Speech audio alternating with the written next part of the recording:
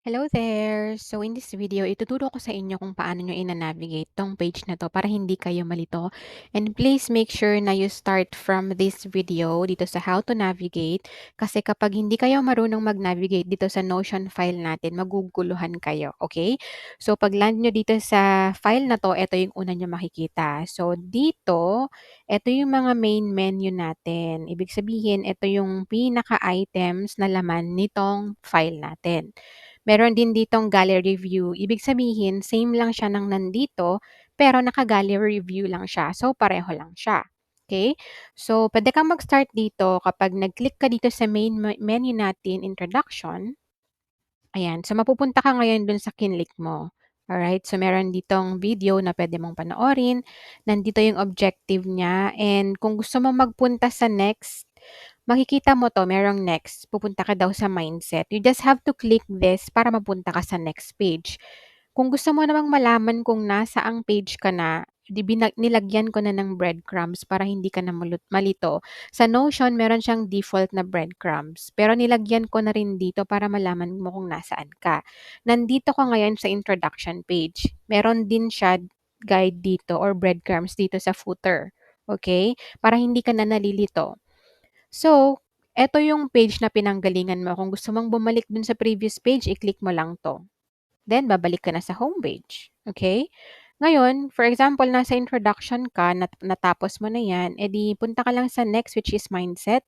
Automatic ka na niyang dadalhin doon. Ayan. So, makikita mo ulit kung nasaan ka na. Nasa mindset ka. Okay?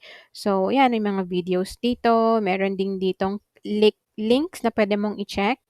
Tapos eto yung mga activity na included dito sa mindset na lesson na 'to. Meron kayong activities. Gusto mong bumalik dun sa homepage, i-click mo lang 'to.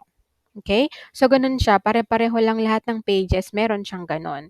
Ngayon, tignan natin kung anong itsura kapag merong table, okay. Andito tayo. Kapag kinlik mo 'to, puwedeng naka-side pick lang siya, pero for me mas better kung ifo-full page mo si Notion. So, etong toggle list dito or toggle button dito, i-click mo lang 'to. Ngayon, kung ano yung naka-check, yun yung itsura niya. Tignan natin anong itsura ng center peak. Ganito siya. Maliit siya for me, hindi ko siya mai-utilize or maximize. Mas gusto ko siya kung naka-full page, okay. Full page, ayan, full page na siya. Puwede mo rin 'yang i-full width para nandun siya na-maximize niya lahat ng spaces nung width ng page. Okay. So, once again, yung three dots dun sa taas, i-full width mo siya kung gusto mo. Puwede mo siyang i-small text kung mas gusto mo ng small text, pero sa'kin mas gusto ko 'yan. Puwede mong baguhin yung font kung ano yung mas gusto mo, ayan. Pero sa'kin mas gusto ko yung default na font. So, i-explore mo lang lahat 'to, okay. Ayan, so balik tayo dun sa homepage, mindset or client getting tips.